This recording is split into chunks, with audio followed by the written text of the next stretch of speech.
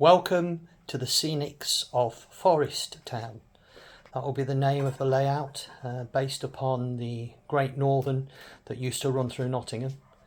All of the scenics that you see here I've been building since the 12th of September, so that's now around 4 months, and they've all really been built out of repurposed materials. So a lot of them with a card skeleton followed by polystyrene and coffee stirrers.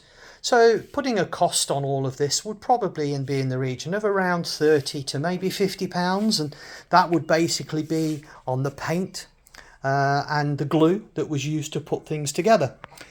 They all follow a scale of 4mm to 1 foot, and basically I only had pictures that I could follow.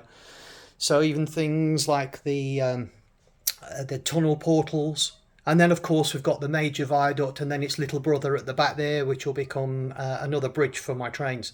But everything here has a history. I think it's important when you're doing a layout that you have a history behind what you're doing. So this was based around, the layout will be based around the 1950s and 1960s. But in typical North England and Scotland periods, the properties were all from repurposed buildings.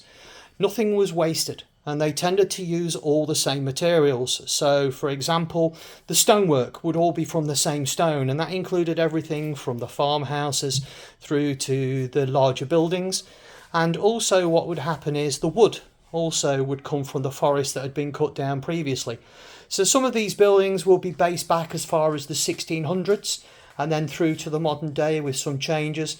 So for example, this one here was originally again a large barn, and then later had skylights cut into it and became a workshop garage.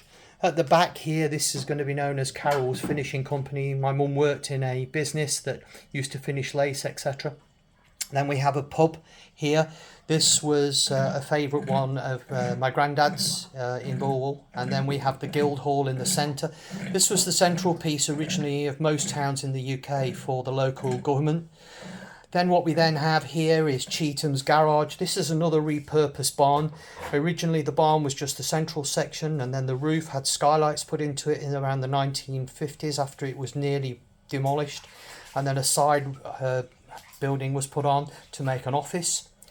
The coal staiths, and then we have, which was again made very simply, and also a platform waiting room. We have a repurposed cottages. These were all refurbished as they were about to be demolished, and the same with this one. This one was actually built in 3 stages. The centre section was the first stage that was built, and then the 2 outer sections were built at a later time. With the section on the end here, this was originally for keeping the animals warm in the winter.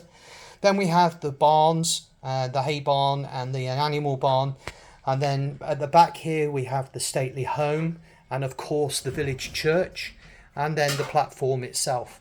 Now the only thing that's actually missing from here that I have created is a platform, and also some walls, which again were very simply made. In fact, they were really my starting point for everything.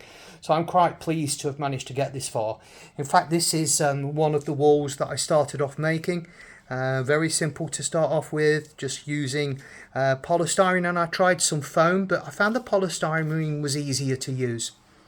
So yeah, this is going to be the backbone to the actual location itself, and I'll explain a little bit more as we move on and as things start to develop. So I hope that you found that useful. I'm looking at really the church starting to be built in around the 1200s in the first stage, and then it was built on top of that into the 1500s, 1600s, and then the later bits in the 1800s.